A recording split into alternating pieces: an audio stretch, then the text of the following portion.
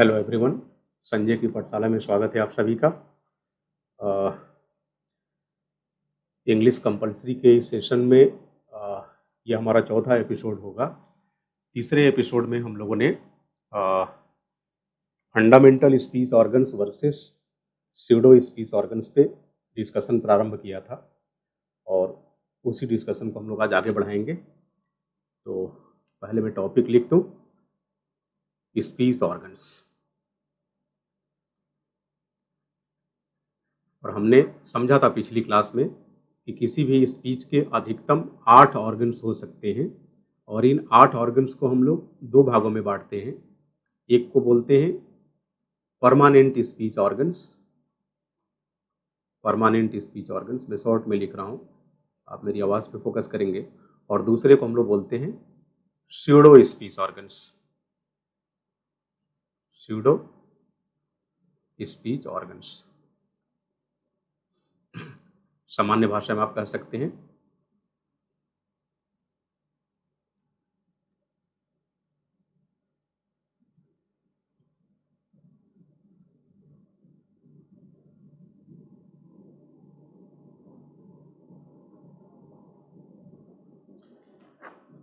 सामान्य भाषा में आप इसको बोल सकते हैं ये जो परमानेंट स्पीच ऑर्गन्स हैं ये फंडामेंटल स्पीच ऑर्गन्स हैं। फंडामेंटल स्पीच ऑर्गन्स, और जिसको हम लोग स्यूडो स्पीच ऑर्गन्स बोलते हैं ये मूलतः टेम्पोररी नेचर के होते हैं, यानी स्पीच में ये परमानेंट नहीं बने रह सकते। जैसे एक एग्जांपल आपके सामने लिखता हूं मैं, hurrah we won the match.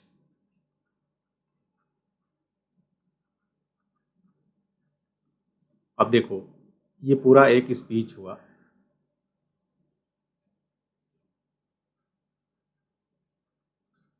यह स्पीच किन किन शब्दों से बना है? वी, जो कि एक नेमिंग इक्विवेलेंट वर्ड है जिसको हम लोग ग्रामेटिकल लैंग्वेज में प्रोनाउन बोलते हैं। ओन, ये एक्शन शोविंग स्पीच ऑर्गन है जिसको हम लोग वर्ब बोलते हैं। और मैच अगेन नाउन है। लेकिन ये हुर्रा क्या है? ये हुर्रा बेसिकली कोई शब्द नहीं है, ये साउंड है, ध्वनि है। साउंड भी स्पीच का ऑर्गन बन सकती है। और अगर स्पीच का कोई अंग ध्वनि जनित हो, साउंड ओरिजिनेटेड हो, तो इसी को हम लोग बोलते हैं स्यूडो स्पीच ऑर्गन या temporary speech organ. Grammatical language में इसी को इंटरजेक्शन बोला जाता है। इंटरजेक्शन, मैं पिछली क्लास में आपको बताया था कि स्यूडो स्पीच ऑर्गन की संख्या एक ही है, यानी 8 स्पीच ऑर्गन्स को हम लोग 7+1 में बांटते हैं, जिसमें 7 ये परमानेंट स्पीच ऑर्गन्स होते हैं, फंडामेंटल स्पीच ऑर्गन्स, और एक स्यूडो स्पीच ऑर्गन या टेम्पोररी स्पीच ऑर्गन जिसको इंटरजेक्शन बोला जाता है। फंडामेंटल स्पीच ऑर्गन जिसकी संख्या 7 है, इसके दायरे में nouns, pronouns, adjectives, adverbs, verbs, prepositions and conjunctions आते हैं। एनीवे, क्यों इंटरजेक्शन टेम्पोररी नेचर का होता है? क्योंकि ये किसी खास परिस्थिति को शो करने के लिए स्पीच का हिस्सा बनता है। जैसे मान लीजिए आप कोई मैच देख रहे हैं, आप किसी खास टीम को सपोर्ट कर रहे हैं और आपकी टीम लास्ट मोमेंट में ऐसा लग रहा है जैसे हार जाएगी, लेकिन अचानक आपकी टीम जीत जाती है। तो अपनी जीत को शो करते हुए जब अपनी जीत के बारे में दूसरों को बताते हैं तो आप सिंपली नहीं बोलते ठंडी आवाज़ में कि हम मैच जीत गए, जबकि उस समय कुछ एक्सप्रेशन भी आप शो करते हैं। तो ये हुर्रा करके जो है ना, ये एक्सप्रेशन है, hurrah we won the match. तो ये उस खास सिचुएशन में ही इस स्पीच ऑर्गन का इस्तेमाल होगा। अब हुर्रा बोलने के अलग अलग तरीके हैं। अब कोई हुर्रा की जगह hoo we won the match ऐसे भी बोल सकता है। हु, देख रहे हो ये आवाज़ है ना। अब आवाज़ को संप्रेषण का रूप हमने दे दिया, शब्दों का रूप दे दिया, इसलिए ऐसे लिख रहे हैं हुर्रा या हु। हिप हिप, अपने अपने अंदाज से लोग अपनी खुशी को जाहिर करते हैं। और इस तरीके से आपने, अब मान लीजिए 2 दिन बाद आपसे कोई पूछे कि मैच का स्टेटस क्या रहा जो परसों दिन खेला गया था, तो उस सामने वाले व्यक्ति से भी क्या आप ऐसे ही बोलेंगे hurrah we won the match? नहीं, आप सीधे बोलेंगे या वी वोन द मैच। तो देख रहे हैं स्पीच के ये जो ऑर्गन्स हैं ये परमानेंटली बने रहेंगे, लेकिन जो ये ऑर्गन है हुर्रा, ये परमानेंटली नहीं बना रहेगा, ये टेम्पररी स्पीच ऑर्गन है। समझ रहे मेरी बात?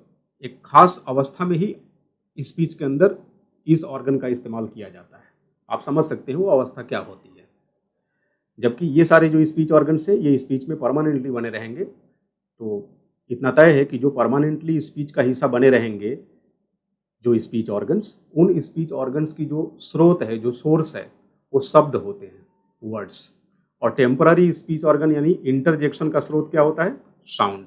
ये मैं बताया था आपको पिछली क्लास में कि जो स्पीच ऑर्गन्स हैं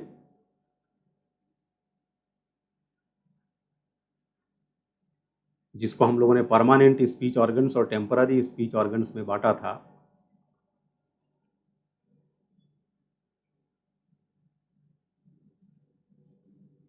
परमानेंट स्पीच ऑर्गन्स की संख्या 7 है और टेम्पररी स्पीच ऑर्गन की संख्या 1 है। इन्हीं स्पीच ऑर्गन्स को हम लोग पार्ट्स ऑफ स्पीच भी बोलते हैं। एनीवे, ये जो 7 परमानेंट स्पीच ऑर्गन्स हैं, इनका जो सोर्स होगा यानी जो स्रोत होगा जहाँ से ये लाकर स्पीच का हिस्सा बनाए जाएंगे, वो मूलतः शब्द होंगे, वर्ड्स। और जो टेम्पररी स्पीच ऑर्गन है, इसका स्रोत क्या होगा, सोर्स क्या होगा? साउंड। तो आप कह सकते हैं ना कि साउंड ओरिजिनेटेड स्पीच ऑर्गन्स हमेशा हमेशा टेम्पररी नेचर के होते हैं, जबकि words originated speech organs permanent होंगे। ये दो बात आप हमेशा ध्यान रखेंगे, मैं यहाँ लिख देता हूँ।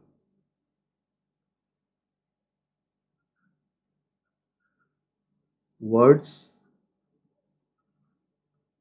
originated speech organs are permanent in nature। Clear है? दूसरी बात आप क्या याद रखेंगे? Sound originated speech organs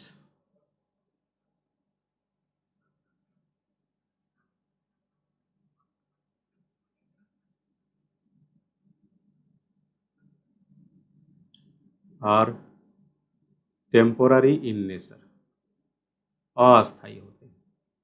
example के माध्यम से अभी अभी आपको मैंने समझाया, hurrah we won the match करके। ठीक है, चलो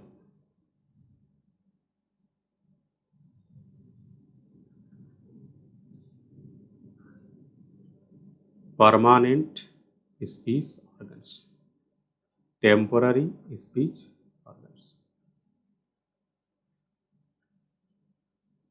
जाहिर सी बात है ये शब्द जनित स्पीच ऑर्गन्स होते हैं और ये ध्वनि जनित स्पीच ऑर्गन होते हैं। परमानेंट स्पीच ऑर्गन जैसा मैंने बताया कि इसकी संख्या 7 है, तो देख लेते हैं ये सातों कौन कौन से हैं। वैसे मैं पिछली क्लास में भी आपको बताया था, एक बार फिर से देख लीजिए। Nouns, pronouns, adjectives, adverbs, verbs,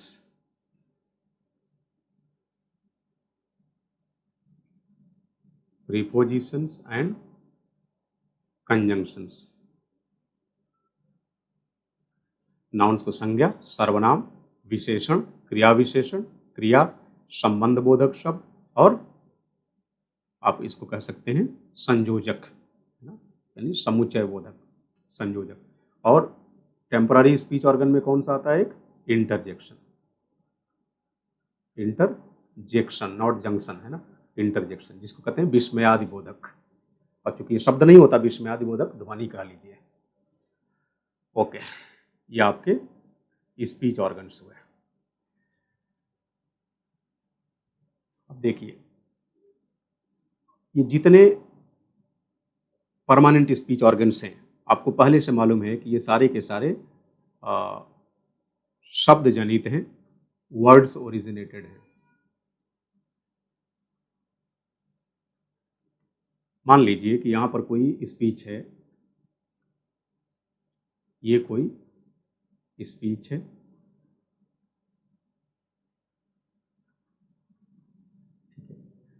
इस स्पीच में सपोज कि केवल वर्ड्स ओरिजिनेटेड स्पीच ऑर्गन से इस्तेमाल हुए हैं। मान लीजिए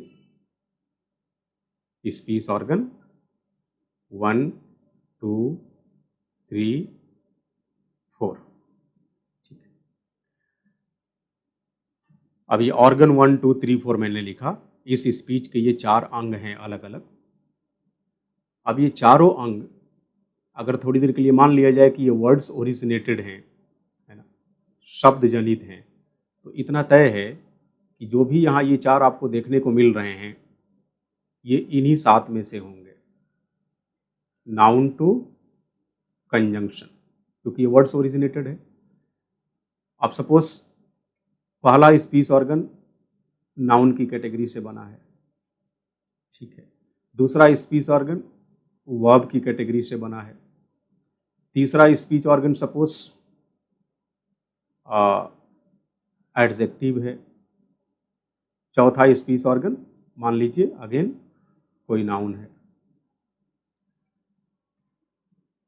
पहली बात, ये जो noun, pronoun, adjective, adverb, verb, preposition, conjunction, इस तरह के टर्म का जो हम इस्तेमाल करते हैं, ये स्पीच के सापेक्ष ही कर सकते हैं। मान लीजिए कोई यहाँ पर शब्द है, वर्ड 1 है, इसका हमने स्पीच में इस्तेमाल कर दिया, तो स्पीच के अंदर ग्रामेटिकल लैंग्वेज में इसे वर्ड नहीं बोलेंगे, वर्ड 1, वर्ड 2, वर्ड 3 इस तरह से नहीं बोलेंगे, बल्कि स्पीच ऑर्गन 1 2 3 इस तरीके से हम बोलेंगे। और जैसे ही शब्द स्पीच का हिस्सा बनेगा, उसका नाम बदल जाएगा। अब वो इन नामों से अपनी पहचान रखेगा। मेरी बात समझ रहे हैं? यानी जब तक कोई शब्द स्पीच का हिस्सा ना बन जाए, तब तक हम नहीं कह सकते कि अमुक शब्द स्पीच में नाउन की भूमिका में है, प्रोनाउन की भूमिका में है, एडजेक्टिव की भूमिका में है, या फिर इनमें से किसी की भूमिका में है ना। मतलब एक बात यहाँ जो आपको ध्यान रखनी चाहिए वो ये है कि जब तक हम किसी शब्द का वाक्य में इस्तेमाल होते ना पाएं, तब तक नहीं कह सकते कि अमुक शब्द स्पीच का कौन सा हिस्सा है ना। तो एक यहाँ नोटेबल पॉइंट आप लिख लेंगे, until we see a word in a sentence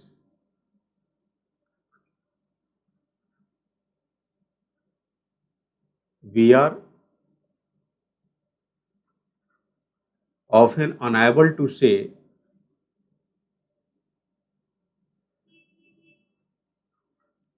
to what parts of speech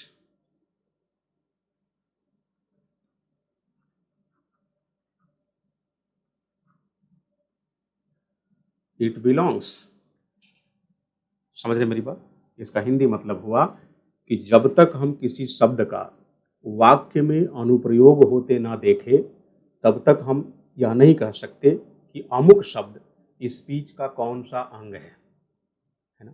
और अगर किसी ने कहा कि अमुक शब्द नाउन है या प्रोनाउन है, तो इसका मतलब तय हो गया कि वह व्यक्ति उस शब्द को वाक्य में प्रयोग करते हुए कह रहा है। जब तक शब्द का वाक्य में प्रयोग ना किया जाए, तब तक आप यह पहचान ही नहीं सकते कि अमुक शब्द नाउन है या प्रोनाउन है या एडजेक्टिव है ना। जैसे आपको याद होगा पिछली क्लास में मैं एग्जाम्पल रखा था, एक एग्जाम्पल, बड़ा सिंपल सा एग्जाम्पल, एक दो और एग्जाम्पल जोड़ के मैं यहीं पर आपको बताने का प्रयास करूंगा, ध्यान देंगे।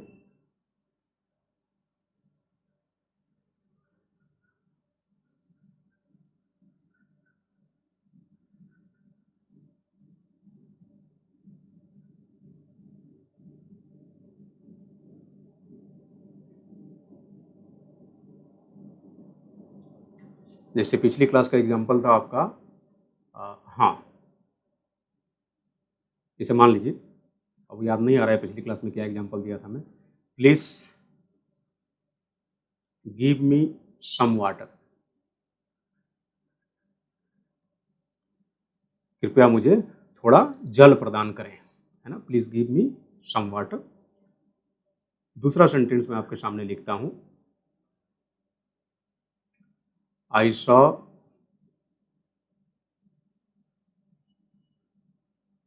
अ water bird, I saw a water bird, मैंने एक जल चिड़िया देखी, यानी जल में रहने वाली पंछी, जल में रहने वाली चिड़िया। तीसरा,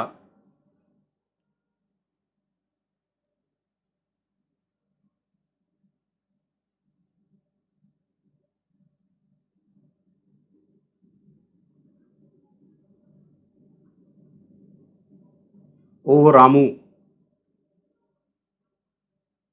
वाटर द फ्लावर्स। देख रहे हैं, ओ रामू यहाँ मैं वोकेटिव कंटेक्स्ट में इसका इस्तेमाल किया हूँ, संबोधन के संदर्भ में, है ना। कारक पढ़े हैं ना, संबोधन कारक, यहाँ संबोधन कारक में रामू शब्द इस्तेमाल हुआ है।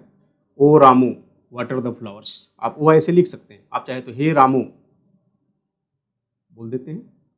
और कैसे हिंदी में बोलते हैं, मान लीजिए घर में सपोज किसी को आप बोल रहे हैं कि फूलों में पानी डालो, तो आदेश दे रहे हैं आप, तो वैसे में आप बोल सकते हैं ओ फूलों में पानी डालना।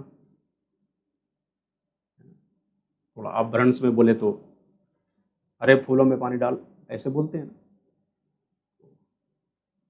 संबोधन कारक है, ये संबोधन किया गया है रामू का, ओ रामू वाटर द फ्लावर्स। अब देखिए यहीं पर समझिए, यहां पर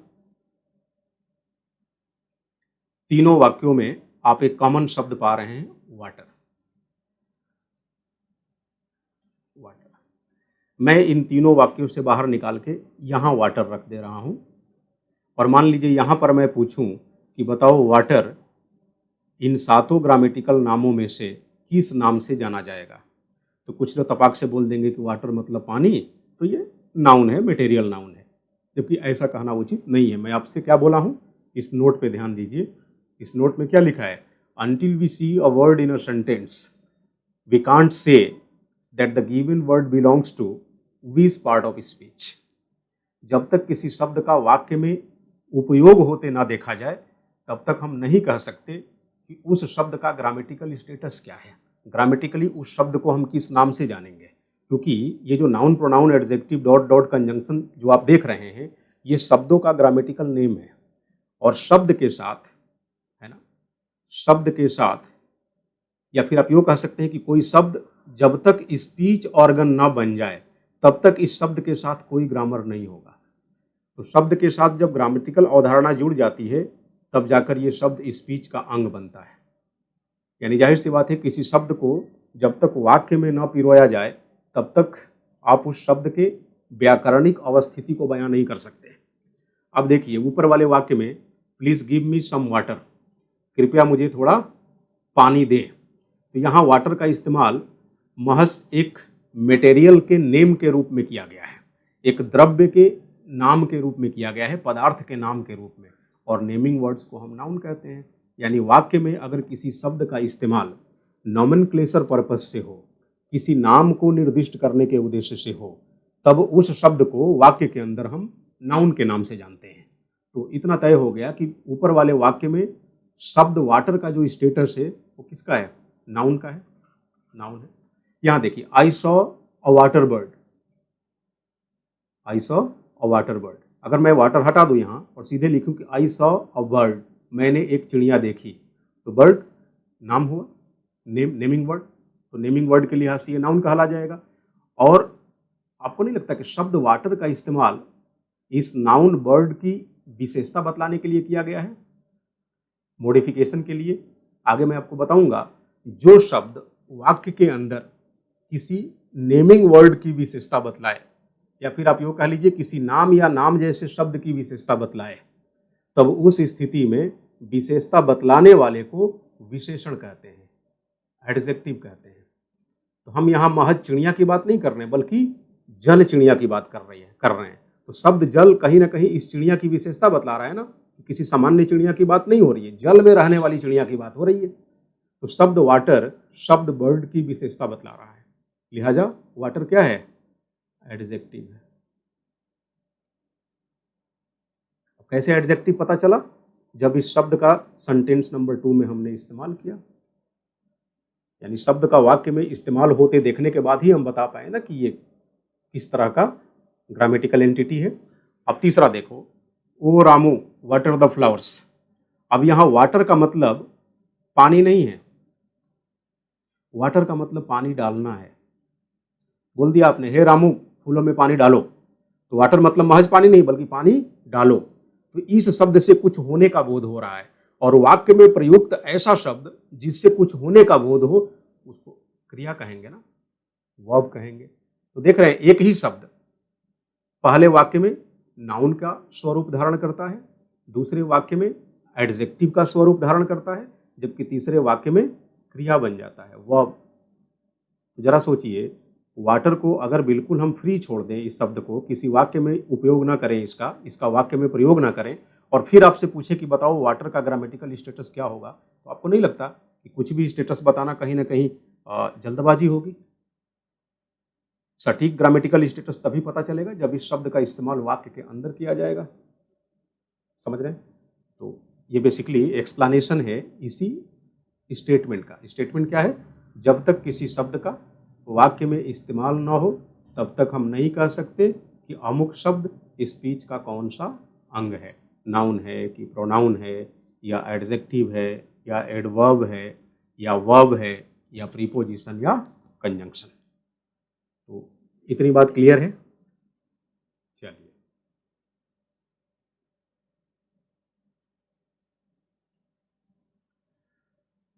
अब हम लोग जो अगला टॉपिक अपना रखेंगे इसी में, वो होगा आपका permanent speech organs.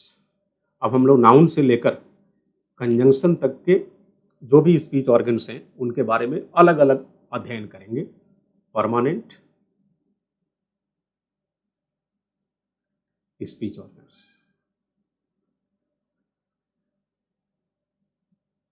Noun, pronoun, adjective, adverb, dot dot, conjunction, ये सब क्या कहलाएंगे?